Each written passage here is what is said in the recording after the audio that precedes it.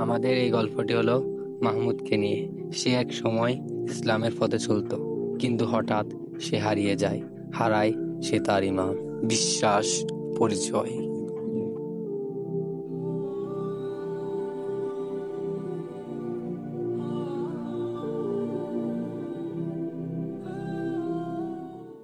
আসসালামু আলাইকুম মাহমুদ, কি অবস্থা? মসজিদে আসো না কেন এখন? ওয়ালাইকুম আসসালাম ইমাম সাহেব। আমার কি হয়েছে আমি জানি না, সবকিছু অস্থির অস্থির লাগে, মনে হয় কিছু হারিয়ে ফেলেছি। কি হারিয়েছো মাহমুদ? না, বুঝতে পারছি না কি হয়েছে। সবকিছু কেন জানি মিসিং মিসিং লাগে। আমার সবকিছু আছে, কিন্তু শান্তি নেই। আমি বুঝতে পেরেছি মাহমুদ, তোমার কি সমস্যা হয়েছে। চলো মসজিদের দিকে চলো।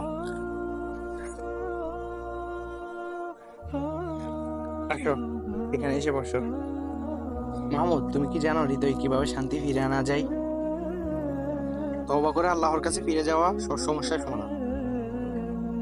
সবকিছু হারিয়ে ফেললো, আল্লাহর রহমতে আবার সবকিছু ফিরে পাবে। আল্লাহ অতি ক্ষমাশীল, তুমি তওবা করে আল্লাহর প্রতি ফিরে এসো।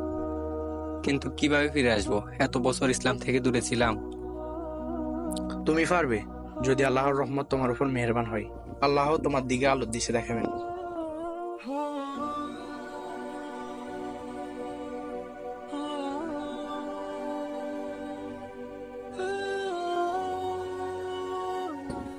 ইয়া আল্লাহ, তুমি আমাকে ক্ষমা করে দাও।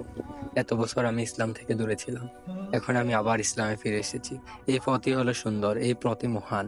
তুমি আমাকে জান্নাতে যাবার তৌফিক দান করো, আমিন।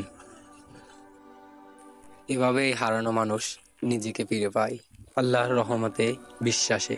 যে আল্লাহর দিকে ফিরে যায় সে কখনো হারায় না।